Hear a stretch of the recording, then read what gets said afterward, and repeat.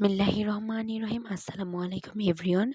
Welcome to back my another new blog. This is Mukta from Dhaka.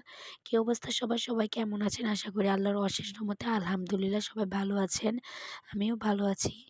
আর আমার গলার অবস্থা দেখে আপনারা বুঝতেই পারছেন আমি তেমন বেশি একটা ভালো না।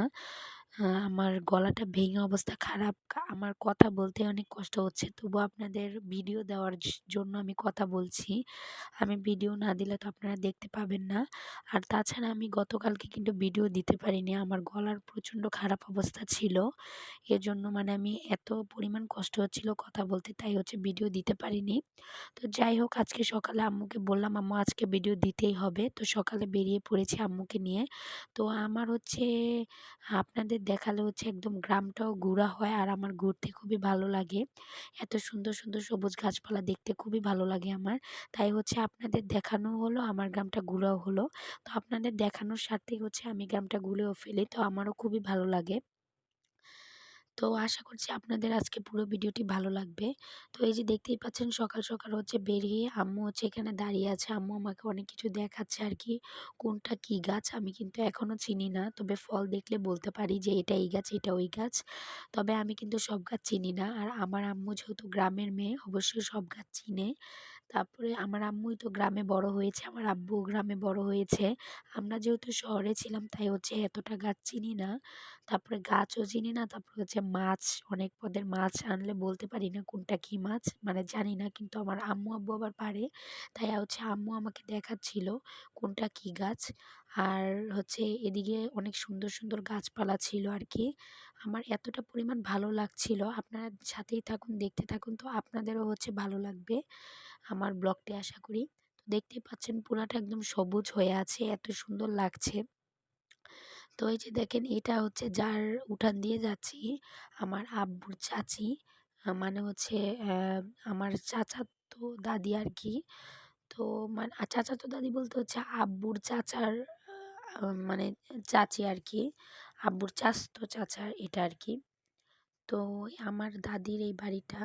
তো এই যে এদিক দিয়ে হচ্ছে আমি দাদির বাড়িটা আবার পরে দেখাচ্ছি। এদিক দিয়ে হচ্ছে দাদির ছেলেরা বাড়ি করেছে।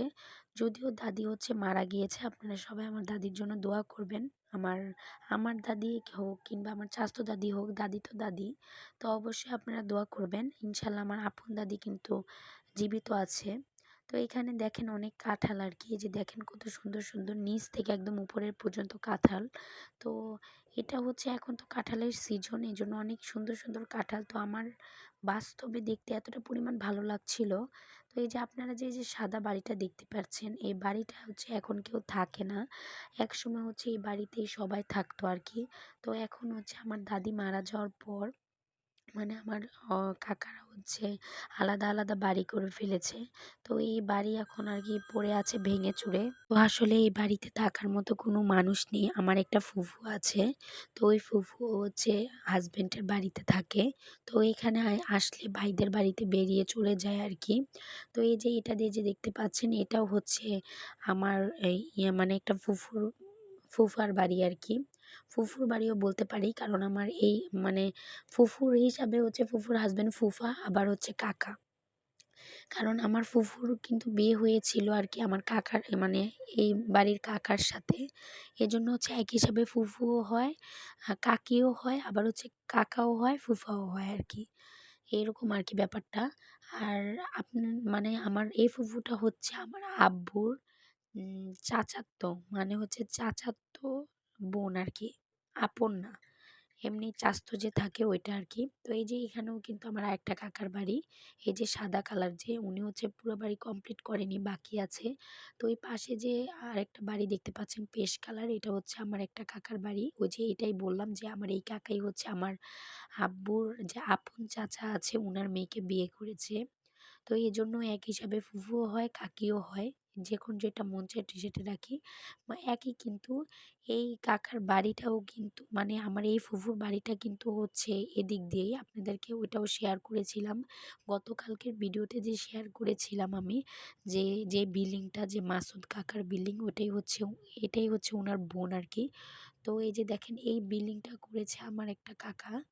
তো এই যে এই বাড়িটা পুরো কমপ্লিট হয়নি, কিন্তু ভিতরে অনেক সুন্দর। আমার সময় হচ্ছে এতটা পরিমাণ কম ছিল আমাদের, তাই হচ্ছে আমি পুরা বাড়ি ভিডিও করতে পারিনি ভিতরে ঢুকে। তবে ইনশাল্লাহ যেহেতু আমার নিজের গ্রাম, অবশ্যই যাব নেক্সটে, গিয়ে হচ্ছে এই ঘরটা আপনাদেরকে পুরাটা ঘুরিয়ে শেয়ার করব কীরকম হয়েছে। আমি যেতে যেতে ইনশাল্লাহ ছাদও কমপ্লিট হয়ে যাবে। তো ওই যে পাশে দেখতে পাচ্ছেন পেশকালার বাড়িটা, এটা কিন্তু পুরা কমপ্লিট। তবে এখানে হচ্ছে থাকে না, তারা এসে হচ্ছে বেড়ায়। আমরা যেহেতু ঈদের সিজনে গিয়েছি, তাই হচ্ছে তারা এসেছিল বেড়াতে আর কি। তো তারা থাকে হচ্ছে মানে ফরিদপুর মেন শহরে। তো এই যে দেখতে পাচ্ছেন গাছটা অনেক ছোট। এখানে কত সুন্দর সুন্দর আম ধরে আছে। মানে এখন তো আমের সিজন আবার চলে আসছে।